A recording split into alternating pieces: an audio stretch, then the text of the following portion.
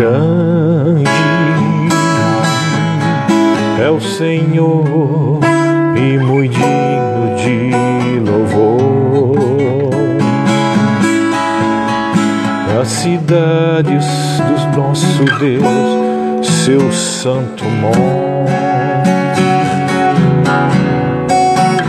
A alegria de toda a terra.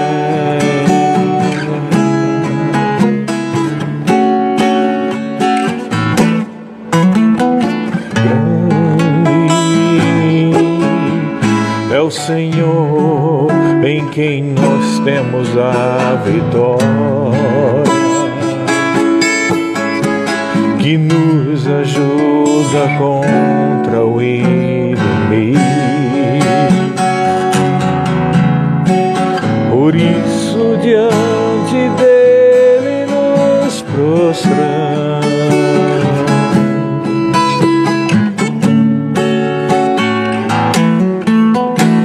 Queremos o teu nome engrandecer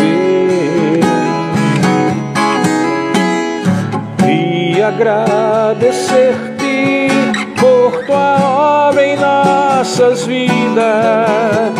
Confiamos em teu infinito amor, pois só tu és o Deus eterno sobre toda a terra e céu.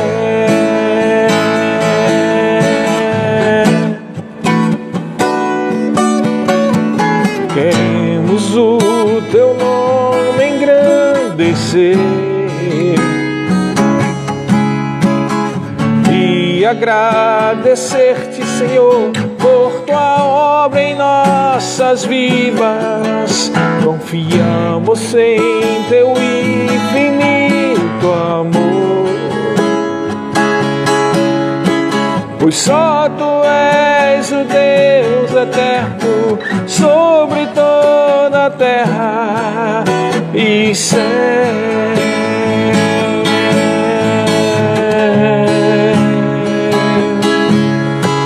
Pois só tu és o Deus eterno sobre toda a terra e céu.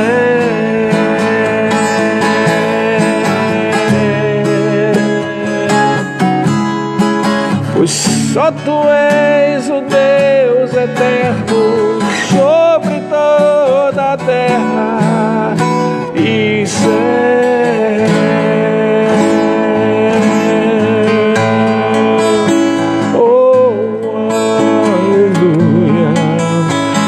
Grande, Senhor, tu és grande, Senhor, aleluia, aleluia, glória a Deus. Deus é grande, grande, infinito, Ele não tem fim, Ele é maravilhoso, Ele é digno de honra, de glória, de louvor e de adoração, amém? Vamos hoje dar continuidade aos nossos salmos da fé, e o salmo de hoje é o Salmo 46.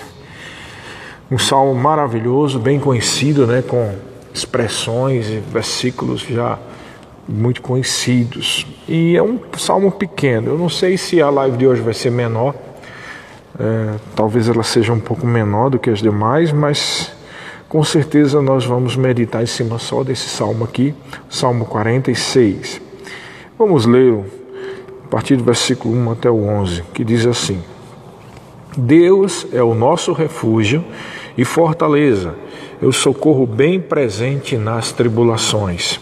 Portanto, não temeremos, ainda que a terra se torne e os montes se abalem no seio dos mares.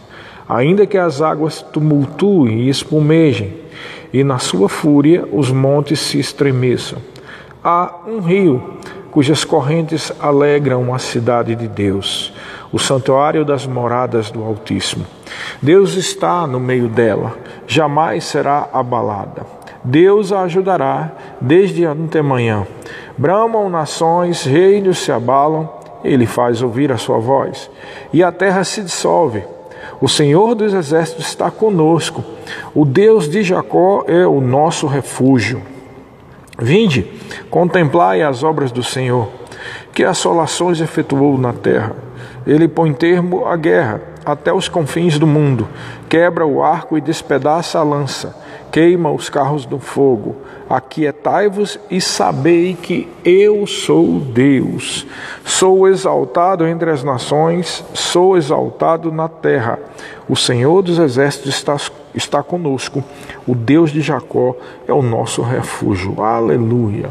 Esse é um salmo bastante conhecido, né? Alguns trechos aqui. Primeiro, o próprio versículo inicial é bastante conhecido. Deus é o nosso refúgio e fortaleza e socorro bem presente nas tribulações. O Senhor sempre está presente junto dos seus filhos. Amém? Mesmo que uma tribulação se levante, você pode ter absoluta certeza que o Senhor, o braço estendido do Senhor, está disponível para te auxiliar. Mas precisamos entender que tudo é pela fé, amém? Às vezes as pessoas fazem uma pergunta do tipo: mas se Deus existe e Ele é tão poderoso e Ele ama os seus filhos, por que Ele permite que algumas coisas aconteçam? A pessoa que diz algo como esse realmente desconhece a palavra de Deus de uma forma mais profunda e ela cabe dentro daquela advertência de Jesus, né? Errai-vos não conhecendo as Escrituras e nem o poder de Deus. É interessante que Jesus não diz só as Escrituras, diz o poder de Deus. Quando fala do poder de Deus, a gente sabe que o poder de Deus pode tudo. Ele pode curar, transformar, fazer milagre. Mas às vezes, por não conhecer as Escrituras, a pessoa pensa nisso, né? Cadê Deus numa situação como essa? Por que Deus não intervém? Por que Deus não muda essa situação? Precisamos entender o que a palavra de Deus diz a respeito do que é este mundo, irmãos. É por desconhecer o que é este mundo, a situação que está esse mundo, que as pessoas põem em dúvida até mesmo a existência de Deus ou põem a culpa em Deus de algo ruim que aconteceu. Porque quando diz assim, por que Ele permitiu?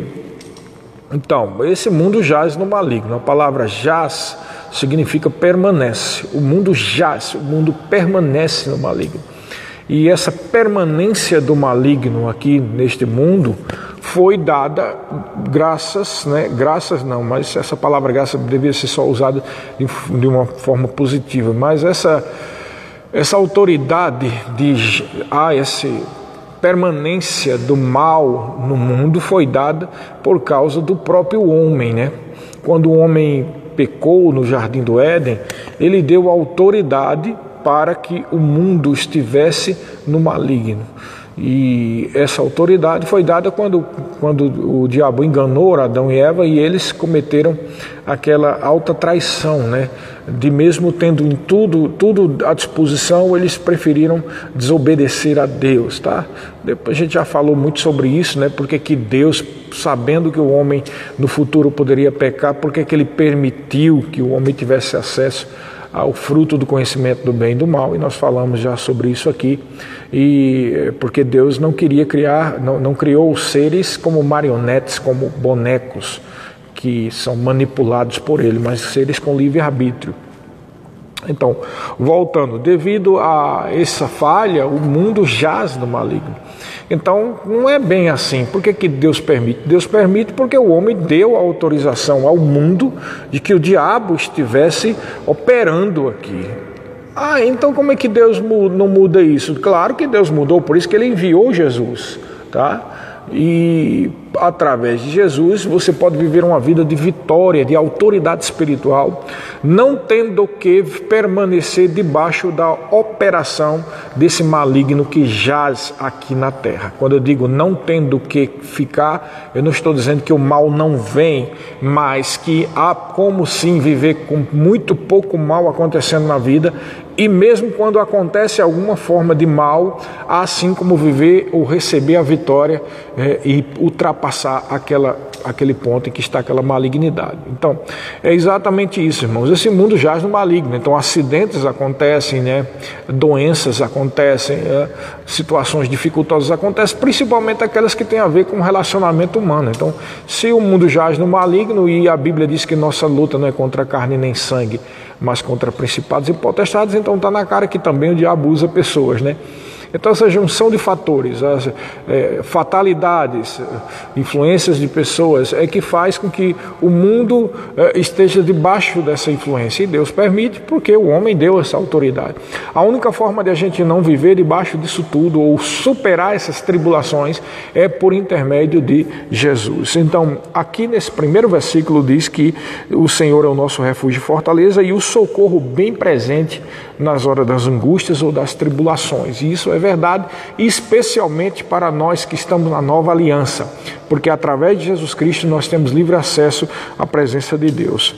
E aí ele explica no versículo 2, né? Portanto, não temeremos, ainda que a terra se transtorne e os montes se abalem no seio dos mares, ainda que as águas tumultuem e espumejem na sua fúria, os montes se estremeçam. Então, esses dois versículos 2 e 3 aqui está mostrando condições em que a situação pode estar difícil, né?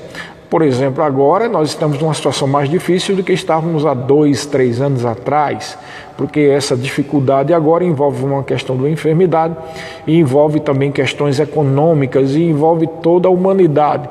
Então não chega a ser algo como isso, né? Ainda que a terra se transtorne e os montes se abalem no seio dos mares, mas de certa forma não deixa de ser um tipo de transtorno em vários sentidos. Então ele está dizendo aqui que ele está conosco, ele é bem presente no meio de toda e qualquer tribulação, ele é bem presente no meio das angústias, ele é bem presente em toda e qualquer situação, porque ele é teu pai, ele é o teu Deus e é o teu pai, e ele cuida da sua vida, mas você precisa entender, por isso que a gente sempre bate nessa mesma tecla, tudo é pela fé, irmãos.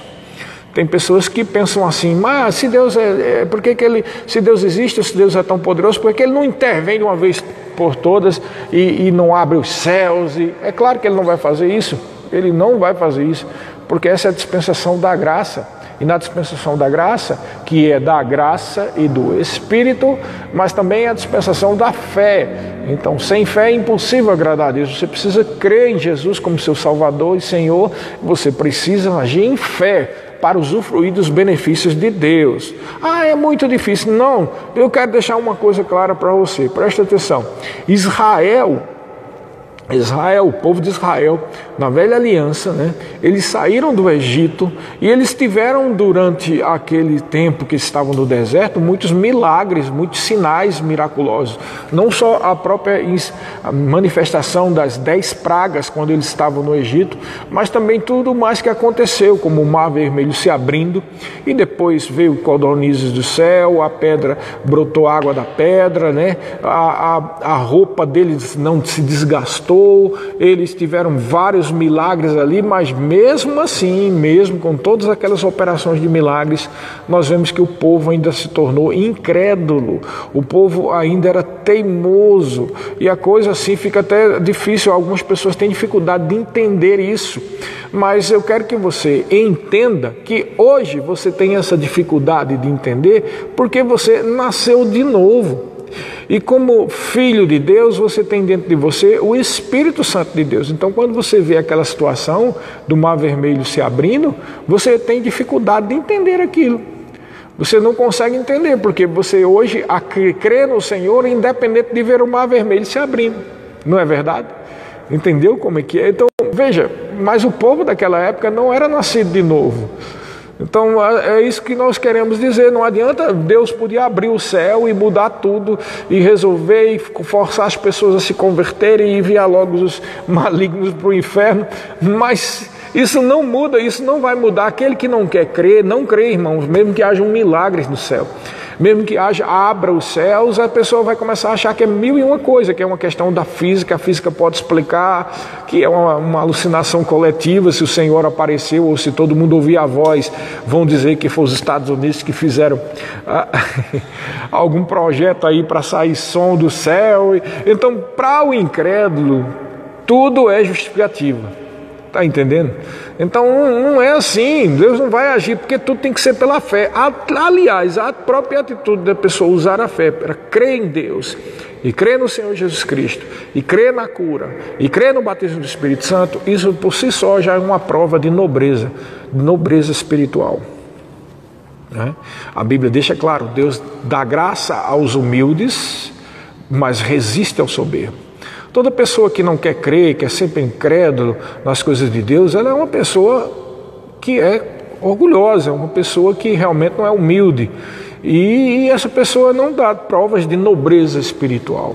A nobreza espiritual está no fato da pessoa abrir o coração totalmente para Deus e permanecer nessa fé e nessa fidelidade a Deus. Isto é nobreza espiritual, amém? Então, na verdade, a salvação é muito bem feita mesmo dessa forma, né? Tem que ser pela fé, para provar o coração do homem ou da mulher, para provar se realmente é alguém humilde, para provar se é alguém nobre espiritualmente, e não um desses orgulhosos que tem que ver para poder crer. Quem tem que ver para poder crer já mostra a fragilidade espiritual dessa pessoa, não é verdade? E assim foi com o povo de Israel, que via muitos milagres, mas muitos deles ainda continuavam sendo rebeldes, né? Teve até aquela revolta de Corá, em que vários morreram por causa daquela incredulidade, e até isso é bem interessante, porque mostra também que Deus tem uma coisa que Deus não suporta, é incredulidade. Amém? Deus é contra o orgulho e a incredulidade. E Deus é totalmente favorável à pessoa que é humilde e é cheia de fé. Amém, queridos? Então, é preciso entender que essa proteção do Altíssimo depende totalmente da sua atitude de fé. Não que Deus não tenha poder para intervir, é claro que Ele tem, mas Ele não vai quebrar os próprios princípios espirituais que Ele estabeleceu só para satisfazer um capricho seu ou de algumas pessoas, não é verdade? Deus não vai fazer isso, irmãos. Ele não vai fazer essa forma aí para que todos vejam, para poder ver e crer. Não, eu preciso crer para poder ver. Não foi justamente essa a advertência que Jesus deu a Tomé, quando Tomé disse, se eu não tocar no ferimento dele aqui de lado, não tocar nele mesmo, eu não vou acreditar não. Mal ele acabou de falar, Jesus apareceu naquele lugar fechado, as portas trancadas, e Jesus estava ressuscitado. E quando Jesus apareceu, Jesus disse, olha, toca aqui, Tomé. Tomé tocou no ferimento, tocou nas mãos, tal, e disse, Deus meu. E Jesus disse assim, olha, porque você viu, você creu, mais bem-aventurados serão aqueles que não me verão, mas crerão. Então, o que significa mais bem-aventurado? Eles são mais nobres, eles são mais fiéis, eles são mais dignos de receber justamente essa salvação. E é por isso que a salvação nessa dispensação se processa dessa forma, irmão. É pela fé. Pela fé há milagres na sua vida. E aí o salmista diz de uma forma tremenda, né? Primeiro ele dá essa explicação, que Deus é o refúgio e tal, e tal, e tal. E diz que ainda que aconteça isso, o que aconteça aquilo. Quando chega no versículo 4, ele começa a dizer o que significa essa operação desse milagre e dessa proteção e dessa intervenção de Deus. Há um rio cujas correntes alegram a cidade de Deus, o santuário das moradas do Altíssimo. Deus está no meio dela, jamais será abalada. Deus a ajudará desde antemanhã. E você pode estar pensando, mas o que é que tem a ver a cidade do Altíssimo, né? Lá nos céus, a Nova Jerusalém, e que com certeza deve ter esse rio lá, e qual é a relação dessa atuação da Nova Jerusalém, ou de como ela existe, melhor dizendo, com esse rio, e Deus proteger essa cidade, tem que a ver conosco, que confiamos nele, mas tem tudo a ver, principalmente agora na nova aliança. Nós estamos em um lugar espiritual. A Bíblia diz lá em Efésios que nós estamos assentados com Cristo nas regiões celestiais. O que significa assentados com Cristo? Cristo está assentado à direita de Deus. E por que nós estamos assentados com Cristo? Porque Cristo é o cabeça, e o cabeça não está desvinculado do corpo, irmão. O corpo está colado à cabeça. Jesus é o cabeça e nós somos o corpo. Quando Jesus se senta lá à direita de Deus, a igreja está assentada junto com ele. É por isso que a igreja tem autoridade espiritual. Por que Jesus Cristo disse: aqueles que creem porão as mãos sobre os enfermos ficarão curados? E disse também que se beberem alguma coisa mortífera não lhes causará dano. Ou disse, se pegarem serpentes, forem picados, melhor dizendo, pelas serpentes, não vai causar mal. Nós vemos esse exemplo da serpente logo no livro de Atos, quando Paulo, depois daquele naufrágio, foi pegar uns gravetos para fazer uma fogueira e uma serpente picou ele. E os nativos lá da ilha de Malta viram aquilo e já sabiam que era uma bicha venenosa e que ele ia morrer logo. E ficaram só esperando para ver ele morrer. E ele não morreu. Por quê? É o cumprimento do que a Bíblia diz. Eu já contei aqui um testemunho de um grande milagre que operou-se na minha vida, quando eu engoli sem querer, de uma forma acidental, um caco de vidro. E foi justamente esse texto que eu me lembrei. E eu cheguei e disse: olha, Satanás, tira a tua mão de dentro de mim, esse negócio não vai operar. E eu declaro que a Bíblia diz que aqueles que beberem alguma coisa, que se creem, se beberem alguma coisa mortífera não lhes causará dano. E eu creio que a mesma promessa que é para não morrer por causa de uma picada de cobra e não beber alguma coisa, também é para não comer. Então pode tirar isso em nome de Jesus. E o que aconteceu? No outro dia, um grande milagre operou-se, porque tinha saído sangue de dentro de mim, nas fezes, e era realmente um corte, um caco de vidro que eu tinha engolido. E o que acontece? No outro dia, quando eu fui tomar um refrigerante, eu primeiro fiquei em paz, eu não estava nem preocupado se eu ia almoçar, se não ia almoçar. E na hora do momento do almoço, quando eu fui tomar um refrigerante, enquanto eu bebia, veja, o líquido estava descendo. Então a própria física já é estranha com relação ao que aconteceu, porque estava descendo o líquido. E enquanto estava descendo o líquido, eu não percebi, estava com a boca aberta, e quando botei o copo de volta na mesa, vi algo boiando, que já é estranho, porque ser um caco de vidro não deveria estar boiando. Eu achei tão estranho aquilo que eu pensei até que era um plástico da garrafa, mas aí eu confirmei que não era um plástico da garrafa. E quando eu vi aquele caco de vidro, eu botei a colher, peguei, e estava lá um caco de vidro desse tamanho. Deus fez vários milagres. Primeiro, fazer o caco de vidro boiar. Segundo, sair contra a corrente do refrigerante, tirar aquilo de dentro de mim. Tudo porque eu criei no que estava escrito, que aqueles que creem, se comerem alguma coisa mortífera, não causaria dano. Por quê, irmãos? Porque sobre nós, a igreja, está uma autoridade espiritual. Nós somos representantes de Cristo, nós estamos assentados com Cristo. Logo, a posição espiritual da cidade santa é um direito nosso. Amém? A bênção que está sobre a cidade santa de Deus, a bênção que está de proteção sobre aquele, é também, melhor dizendo, a bênção que está na proteção sobre aquele que tem aliança com Deus. Amém, queridos? É uma promessa de Deus. Então, quando ele diz aqui que essa cidade não será abalada e que há um rio no meio dessa cidade, que rio é esse, irmãos? Rios de águas vivas, é o rio do Espírito Santo. No meio de nós flui o Espírito e dentro de você flui o Espírito de Deus. Então, nesse sentido, simbolicamente, você também é uma cidade de Deus, você, nós somos cidade de Deus. A igreja é cidade de Deus. E por que é cidade de Deus? Porque nós estamos ligados ao cabeça, nós somos os ramos ligados à videira, nós estamos conectados com Jesus. Jesus é o cabeça, nós somos o corpo. Esse exemplo também fica muito claro lá em Efésios capítulo 1, quando Paulo faz aquela famosa oração e ora para que eles tenham um entendimento espiritual para entender a esperança do chamamento que a igreja tem e qual a riqueza da glória da herança que a igreja tem e qual a suprema grandeza do poder que opera no meio da igreja, que opera em nós que cremos. E aí ele explica que é o mesmo poder que ressuscitou Jesus dentre os mortos. Esse é o poder que opera na igreja. Tá? E diz mais, para ser esse poder que ressuscitou dentre os mortos, fazendo sentar à direita de Deus acima de todo principado e potestade, e para ser o Senhor de todas as coisas, deu esse poder e esse nome a quem? A igreja, que é a plenitude daquele que enche todas as coisas. Então, a igreja representa Cristo aqui na terra, e o poder e o nome que está ligado a esse poder, o nome de Jesus, que é o poder que ressuscitou Jesus dentre os mortos, esse poder opera em nós. Então, quando nós dizemos repreendido em nome de Jesus, estamos ali com a autoridade do nome de Jesus, operando o poder que ressuscitou Jesus dentre os mortos. Quando você impõe as mãos sobre o enfermo tem que ficar curado. Por quê?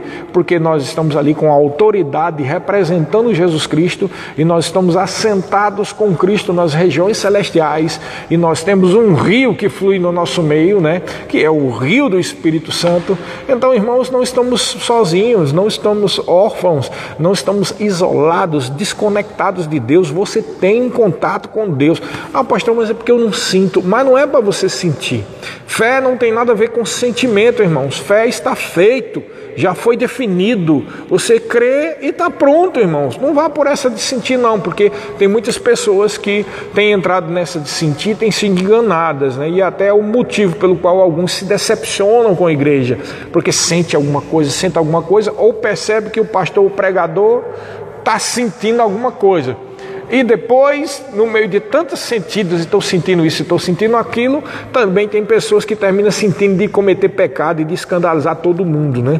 E aí a pessoa fica achando estranho como é que tinha tanto poder, mas as pessoas não foram sinceras, né? Eu não estou dizendo que a pessoa que ninguém nunca pecou, não estou falando sobre isso, eu estou falando que sentimentos não provam nada, irmãos. Vida de fé é muito mais do que sentimentos. Pode ser que você sinta alguma coisa, amém, mas a tua vitória, a manifestação da tua vitória e da tua bênção não depende de sentimentos, irmão.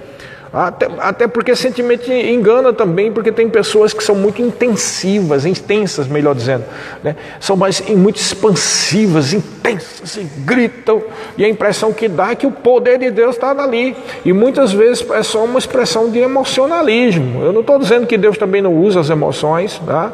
E que às vezes não é Deus, mas eu estou querendo dizer para você que a explosão emocional não é prova de nada. O milagre não se opera por causa de um grito, nem por causa de um berreiro lá na pregação. O milagre não se processa por isso, o milagre se processa por uma atitude de fé.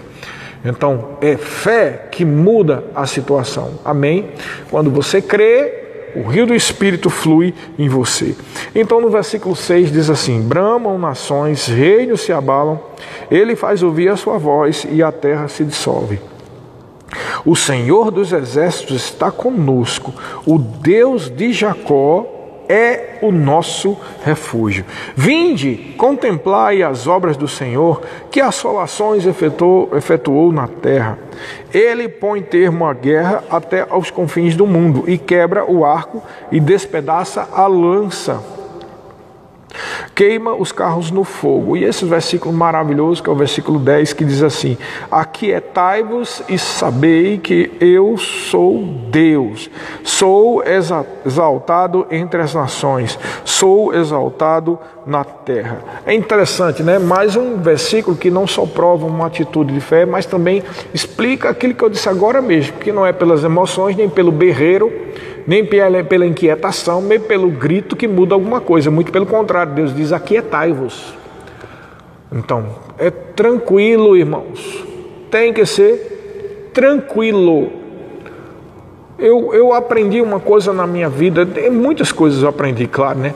Mas uma das coisas que eu aprendi na minha vida com Deus é estar plenamente convicto que se eu orei e eu estou dando graças, aquilo que eu pedi, que eu rendo graças, vai acontecer.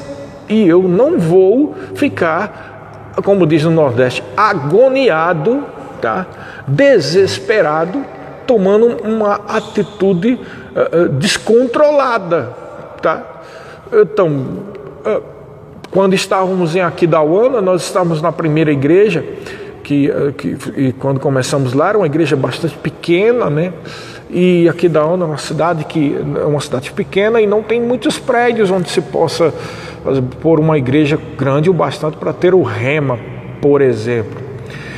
E só quem tem essas grandes igrejas lá é quem construiu, né? E nós não estávamos em condições de fazer isso na época, ainda éramos uma igreja pequena, nós tínhamos cerca de 90 membros, né? 70, 80, 90 membros, não me lembro bem, e a gente começou a confessar e crer que Deus ia conseguir para nós um prédio maior para a gente começar o Rema. E todo mundo, alguns membros diziam, mas pastor, aqui da Ona não tem, e outros não diziam isso, mas depois me confessaram que estavam pensando, não sei como é que vai conseguir esse prédio que não tem aqui da Ona.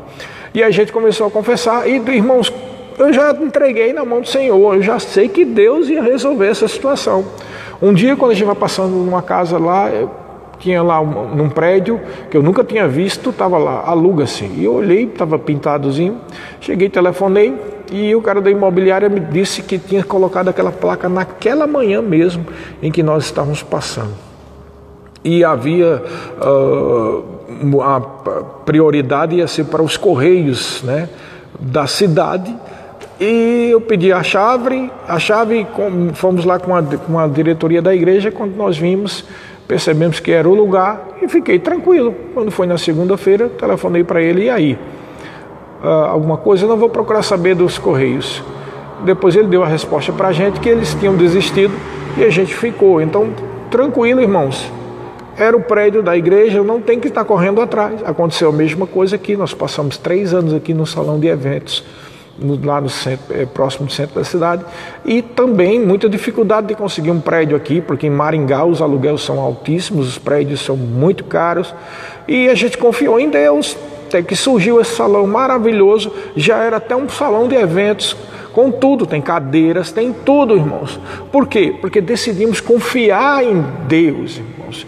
Quando você confia, você não se desespera. Você entrega na mão do Senhor e não vai ficar sem dormir, né? Ou forçando a barra, não é isso? Você não vai forçar isso. Então, todas as vezes que eu vou alugar alguma coisa para a gente, uma casa, um apartamento, eu fico tranquilo. Não, às vezes tem pessoas que dizem, não, tem que vir hoje aqui, se não for hoje, amanhã eu nem vou. Tudo aquilo que é feito assim, nas pressas, não se meta a fazer, porque você vai tomar uma atitude, né, debaixo de uma pressão. E isso é uma coisa que eu queria explicar para você. Aquiete-se. Não, um filho de Deus não foi chamado para tomar atitude pressionado, que tem que decidir de hoje para amanhã. Toda vez que tiver que tomar uma decisão como essa, tome muito cuidado. Não tome essa decisão. Comigo, para mim, é o seguinte: se você cara vai vender uma coisa, alguém vai me vender uma coisa e diz tem que decidir hoje, porque senão amanhã dói, então pode levar, que eu não quero não. Se eu vou alugar um apartamento, uma casa, e alguém diz tem que decidir agora, tudo aquilo que tem que decidir agora, nesse momento, é debaixo de pressão, irmãos. Essa é muitas vezes uma estratégia de Satanás para você comprar o que não deve, alugar o que não é para alugar, vender quando não é para vender. Tá? Você já percebeu como esses vendedores que são treinados para vender de todo jeito eles agem? Eles sufocam você.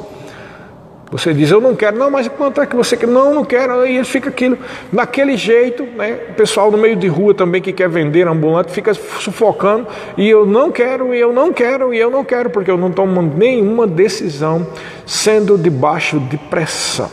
Veja, a Bíblia deixa claro, aquietai-vos, tudo que tem a ver com fé é na paz, irmão, na tranquilidade, até porque se você está precisando de alguma coisa, ou de tomar alguma decisão, ou de algo para fazer, e você já orou e entregou na mão de Deus, você pode ter certeza que Deus não vai trazer goela abaixo para você decidir de última hora. Se vier assim, não é de Deus, irmãos, não toma atitude nem decida nada debaixo de pressão. Tá? Eu não me submeto a pressão nenhuma, porque o meu Deus já me livrou de toda pressão, e toda pressão vem de fora, do inferno. Então, por isso que Jesus Cristo disse, no mundo tereis aflições. A palavra aflição, telipse, significa pressão. E ele disse, tem de bom ânimo, ou seja, se alegre. E eu vou ficar submetido a uma pressão qualquer que seja, irmão. Não fique submetido a nenhuma pressão, porque você é filho de Deus. E por você ser filho de Deus, Deus te dá o escape, Deus te dá livramento. Se tem alguma coisa que só podia ser decidida se for debaixo de pressão, entrega lá, porque isso é até um livramento para você. Amém, irmãos? A minha vida está nas mãos do Senhor. E eu não tenho... Deus não está botando uma mão no meu pescoço, me enforcando para eu tomar uma decisão logo. Eu não vou fazer isso, não. Eu faço tudo na paz, na direção do Espírito e conforme a tranquilidade que Deus nos dá. Eu não estou falando para você ser lento, mas também não estou dizendo, e muito mais, que você não deve ser tão rápido que não tem condição nem sequer de discernir se aquilo está sendo a direção de Deus. Amém, pessoal? Então, a Bíblia sempre fala, aquietai-vos. Na verdade, a Bíblia também fala de um descanso, né? Tudo que é de fé é descanso, é na tranquilidade, tá? Em Isaías diz assim também, em vos converterdes e vos sossegardes está a vossa salvação. Há muitos versículos na Bíblia que falam sobre tranquilidade e descanso. E quando diz descanso, não é só descanso porque agora vai para o céu. É descanso no sentido de que você não tem, Deus não está, nem ninguém tem que pôr uma arma no seu pescoço para você tomar uma decisão, irmãos. Não funciona assim. Não sei para quem que eu estou dizendo isso, com certeza deve ter alguém que precisa receber isso. Confia no Senhor de todo o coração e não te estribas no teu próprio entendimento. Ele vai endireitar os teus caminhos. Ele vai trazer o que é melhor dele para até você, irmãos. Amém? Ele vai te guiar os passos. Deus livra você de situações que podem dificultar a tua vida em todas as áreas financeiras, de saúde, familiar, ministerial, etc, etc. Quando você confia plenamente nele. Tá? E as coisas de Deus vêm na tranquilidade, você vai ter absoluta certeza que aquilo é de Deus. Amém? E funciona em todos os sentidos, tá? Tudo, se for para comprar, para vender, tá? Tem outra coisa também, tem pessoas que estão solteiros que estão atrás de uma esposa, né? Ou moças que estão atrás de um esposo, e da mesma maneira, não se decide nada a respeito da tua vida desse jeito. Não faça isso. A primeira decisão mais importante na vida de alguém é o novo nascimento. E a segunda, quase semelhante a essa, sim, quase semelhante porque perturba pelo menos a vida aqui nessa terra, é uma decisão de se casar precipitadamente, tá? De casar ou de decidir por um noivo ou por uma noiva, porque tem que decidir. Não faça isso, não faça isso. Seja guiado, você vai saber exatamente quem é a pessoa para você.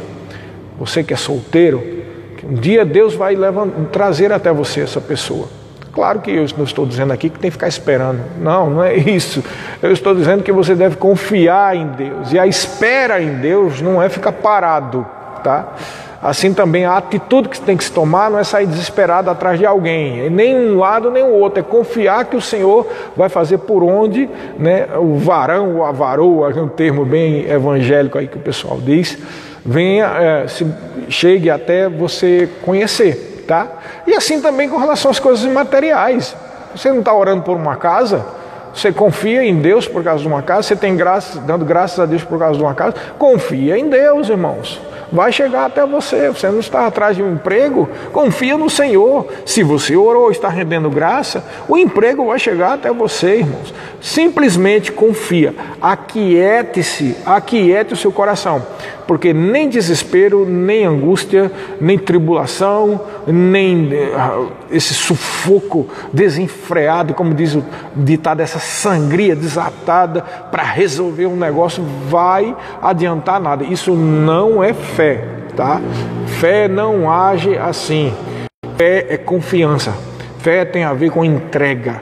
Fé tem a ver com aquietai-vos e sabei que eu sou Deus, sou exaltado na terra.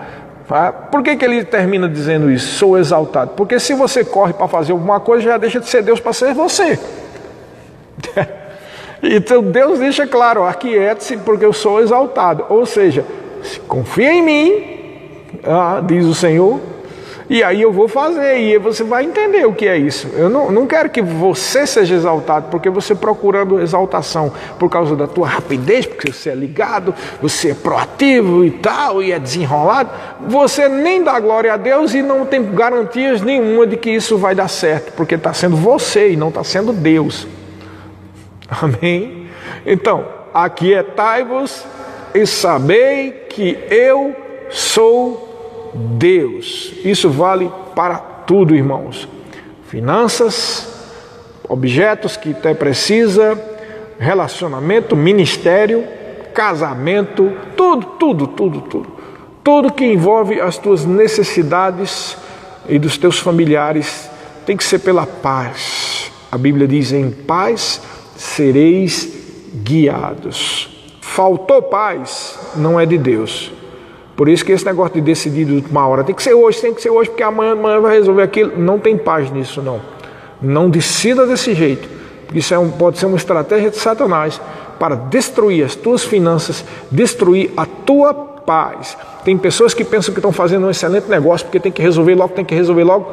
Compra aquilo, depois se arrebenta, porque não foram guiados em paz, foram guiados pelas suas próprias emoções para tomar uma decisão logo de última hora. Aquieta-se diante do Senhor, confia nele de todo o coração. O último versículo diz: o Senhor dos exércitos está conosco e o Deus de Jacó é o nosso refúgio.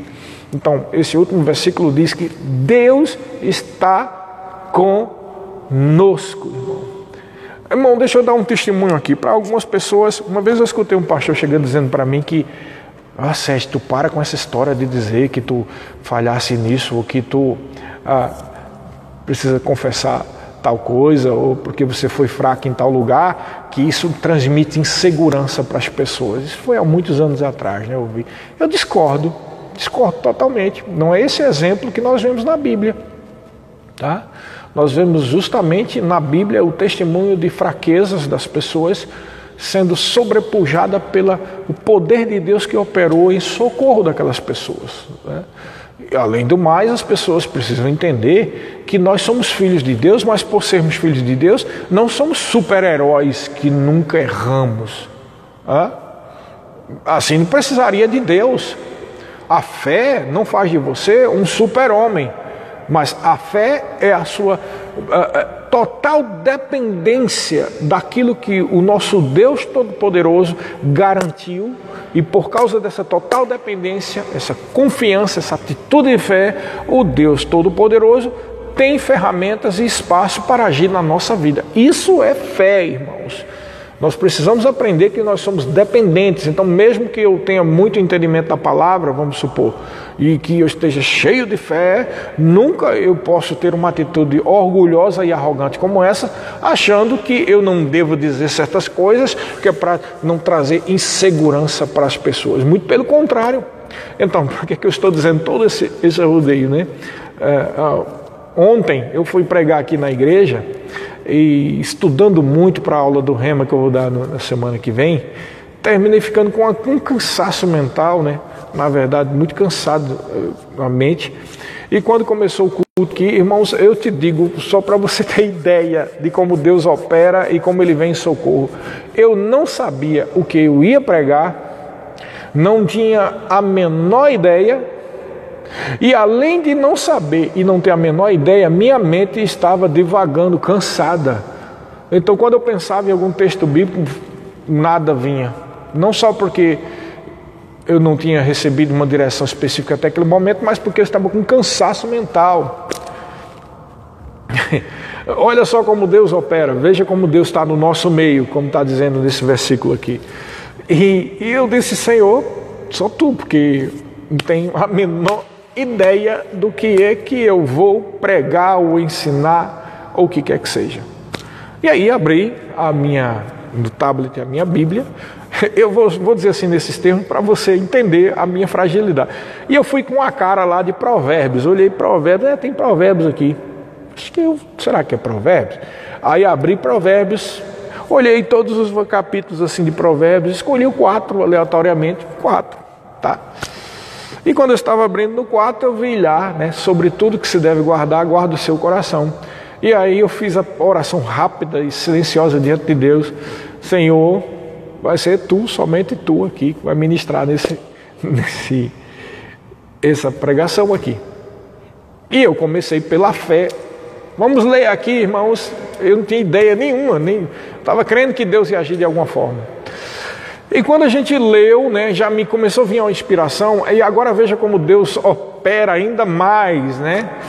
Eu disse assim, olha, vamos ver como é que a gente vai, como é que Deus, como é que atitudes, melhor dizendo, nós devemos ter para guardar sobre todas as coisas o coração. Irmãos, eu nunca tinha estudado sobre isso, nem sequer, eu me lembrava vagamente que, antes de ler logo de baixo, vagamente que ele dizia sobre isso, né, que deve olhar direito, não deve desviar nem para a direita nem para a esquerda, mas automaticamente veio dentro de mim, como é que você faz para e quem ouve assim, pensa que eu tinha estudado e tinha dividido ali aqueles pontos e tal, como se fosse toda uma pregação articulada, irmãos, e não sabe que aquela suposta articulação estava surgindo na hora. Eu, pela fé, estava confiando que Deus é quem ia dar aqueles pontos. Então, só pode ser Deus, irmão. Só pode ser Deus. Tá? E uma irmã chegou aqui, uma pessoa que veio de fora pela primeira vez e disse, a palavra foi todinha para mim, e no final ela chorou e uma irmã orou por ela e tal, e como que a palavra foi só para ela? Eu não tinha nem ideia, foi algo que foi fluindo diretamente do trono. Então, com certeza, irmão, Deus está no nosso meio, e quando você ouve essas ministrações que você está ouvindo aqui, vendo e ouvindo, você pode ter absoluta certeza que algo ou alguém está sendo atingido por essa palavra, tá? Deus está tratando algo na sua vida. E para encerrar, vou repetir mais uma vez o que disse aqui no final. Aquieta-te, confia no Senhor, confia. Eu tenho confiado nele. Eu e minha família, nós temos confiado nele. E ele tem dado provas que ele é Deus. Eu já sei que ele é Deus. Mas quando eu digo que ele tem dado provas que ele é Deus, é que as coisas que acontecem conosco todos esses anos, desde o momento que nós saímos de Campina Grande, são provas mais do que evidentes de que não só ele está no nosso meio, como a vontade dele é sempre nos abençoar. Mas, lembre-se, isso tudo só tem ocorrido por causa da fé. Temos que confiar no Senhor de todo o coração, tá? Não te estribas no teu próprio entendimento, ou seja, não fica pensando que é pela tua inteligência ou tua capacitação que as coisas acontecem. É pelo Senhor. Deus está disponível para manifestar as suas bênçãos sobre nós. Tudo o que você precisa é só agir em fé. E fé, mais uma vez eu digo, não tem nada a ver com desespero, angústia, nem ter que atitudes, tem que ser proativo, tem que resolver isso logo, senão eu vou perder. Não, nada disso, irmãos. Fé não tem nada a ver com isso. Fé tem a ver com confiança, entrega, tranquilidade. Deus vai fazer de alguma forma, da forma dele, aquilo que você orou e está dando graças, ele é responsabilizado, ele está responsabilizado, melhor dizendo, para fazer algo. Por quê? Porque ele prometeu. Quando ele promete, ele diz, olha, crê em mim. E se você crê nele de todo o coração, ele vai agir naquela situação em que você está precisando, de que você está necessitando. Lembrando mais uma vez o episódio de Paulo. Pega lá os gravetinhos na ilha de Malta e a cobra vem e pica ele. Você já parou para pensar nisso? A pessoa ser picada por uma cobra? E o que é que Paulo faz? Ele balança. Ele nem repreendeu, está repreendido, né? Ou disse, eu tomo posse, eu não vou morrer. Não, a Bíblia diz que ele jogou a cobra lá no fogo. Fé é assim, irmãos, não vai acontecer nada de mal, porque o Senhor está comigo, está contigo. Como diz o Salmo 46, Ele está no nosso meio. O último versículo diz: o Senhor dos exércitos está conosco, o Deus de Jacó é o nosso refúgio. Ele não vai nos abandonar. Ele está conosco, porque Ele está falando através da sua palavra. E a sua palavra garante que Ele é o mesmo Deus. Ele diz assim: eu sou o Senhor e eu não mudo. Deus não mudou. Jesus não mudou. Jesus é o mesmo ontem, hoje e será eternamente. O nosso Deus eterno é o mesmo, Ele não muda. Quando Ele promete, Ele cumpre. E quando Ele diz que tudo é pela fé, vai ter que ser pela fé. Amém? Você tem que ficar firme. Hebreus capítulo 10 diz que é pela perseverança que alcançamos a promessa. Esse mesmo capítulo diz: porque está escrito, meu justo viverá pela fé, e se retroceder nele a minha alma não se compraz. Mas nós não somos dos que retrocedem para a perdição. Amém? Nós não retrocedemos para a perdição. Muito pelo contrário, nós somos da fé. Nós confiamos naquilo que está escrito. Deixar claro mais uma coisa: isso não é fanatismo, isto não é desequilíbrio, isto não é ser místico, isto não é loucura, isto é fé. Fé é simples, irmãos. Fé vai direto ao ponto. Quem anda em fé, crê e está feito. Tá? Essa é a única garantia que você tem na sua vida. É andar em fé, confiando no Senhor de todo o seu coração. Ou como diz Isaías capítulo 1, versículo 19: se quiserdes e me ouvirdes, comereis o melhor desta terra. Eu sei que todo mundo quer viver uma vida de bênção. Todo mundo quer viver uma vida de paz, de provisão e de prosperidade. Mas o versículo diz: e me ouvirdes. Sabe, tem muita gente que não quer ouvir. Mas quem quer ouvir ao Senhor, quem quer receber as verdades da palavra, essa pessoa anda em fé. E essa pessoa, por andar em fé, praticando essa palavra, vai comer o melhor dessa terra, vai usufruir do melhor de Deus. E é isso que Deus tem para a sua vida. Estamos no meio dessas situações em que o mundo está passando, mas a promessa de Deus, isso não é loucura, isso não é fanatismo, tá? Isso não é desequilíbrio. A promessa de Deus é proteção para você. A promessa de Deus é provisão para você. A promessa de Deus é essa: Deus não muda, irmãos. Ele é o mesmo. Versículo anterior, penúltimo, diz: aquietai-vos e sabei que eu sou Deus e sou exaltado na terra. Seja exaltado, Senhor. Tu és maravilhoso, Tu és ainda o mesmo, digno de honra, de glória, de louvor e de adoração. A Deus seja toda a honra, toda a glória, todo louvor, toda exaltação. Oh, aleluia! Deus é bom, irmãos. Deus não mudou. O Senhor Deus criou todo este universo. E o Deus que criou todo este universo também é o Deus que te ama. É o Deus que deu o seu próprio Filho para a tua salvação. Oh, aleluia! Nós temos um vínculo, estamos ligados com Deus através de Jesus. Jesus é a videira, nós somos o ramo. Jesus é o cabeça, nós somos o corpo. Nós somos embaixadores deste reino, irmãos. Nada mudou, a situação não está ruim, tudo vai dar certo. Irmãos, fé é assim, você tem que confiar plenamente no que está escrito.